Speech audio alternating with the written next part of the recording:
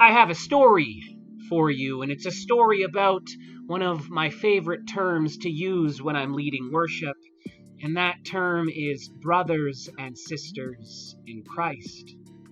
And it's a term that I first pulled out of 1 John chapter 5, although you can find it a lot in the Bible.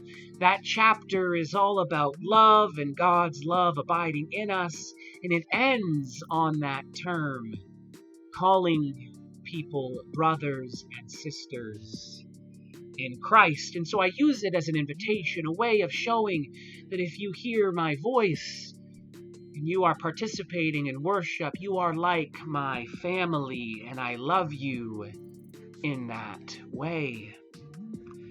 But recently, a gay friend of mine who asked that their name not be used in this video challenged me on that term. They said, "James, do you really want to keep saying brothers and sisters in Christ? Because that implies a gender binary, and when you use it, it could exclude people who might be trans or find themselves not being a part of that gender binary." And I remember the conversation because the Spirit was moving in it. And he said, "Listen, James, when you walk down this road called life, do you really want to be on the wrong side of history, using terms that are old and using terms that might be seen as exclusionary of people in the world?" My name is Reverend James Clark, and I'm where most of you are, and that's I'm working from home. And I wonder if you've ever been in the same position that I was in that moment, where the way that you talk and something that maybe you like about your language is being corrected or challenged by one of your friends. It's something that happens a lot in our world right now. And I would encourage you to take those corrections graciously and lovingly, as I did in that moment. I didn't get angry at my friend. I heard him out. I wanted to hear why he was saying that. And I've entitled this video Pronouns because pronouns are a really big deal in our day and time. In 2021, the way you refer to someone really matters. And maybe that always should have been true. It probably should have always been true.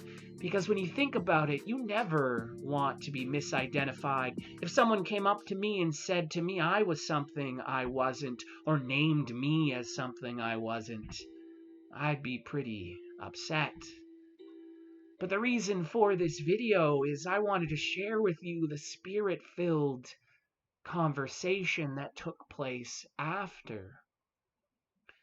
Because after being challenged on saying brothers and sisters in Christ in worship, I said to my friend, "Listen, I'm probably not going to stop saying it.